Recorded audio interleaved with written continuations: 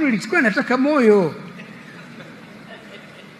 Jamani, akarudishwa kwa waziri wa kawaida wa fedha tena.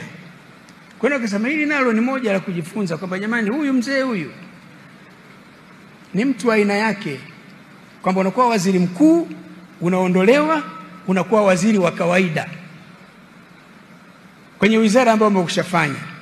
Ameifanya bila kinyongo, akamaliza, akaingia mzee Mwinyi akamchukua, akawa waziri wake wa fedha, baadaye akambadilisha kwa wa viwanda.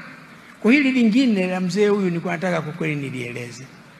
Huyu si mwanadamu wa kawaida tunaowajua sisi.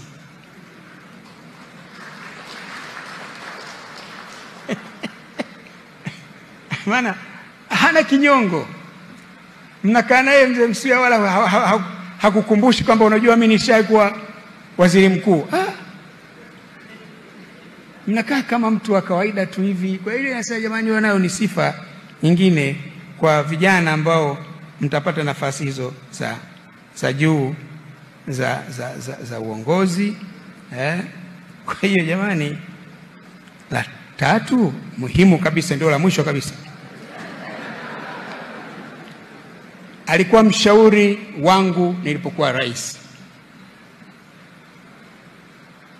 Lakini ushauri wake wala sio lazima umwite. Akiwa na jambo unapata ujumbe wa mzee Msuya anataka kukuona, mbia sawa, mwandeme aje. Anakueleza kuna hili, kuna hili, kuna hili, kuna hili. Siku nyingine anakusifieni, mmejenga sekondari za kata, nimefurahi. Siku nyingine anawagonga, mbona hili mnafanya hivi, mko hivi, mko hivi, mko hivi. Lakini kubwa katika yote, hajaitisha press conference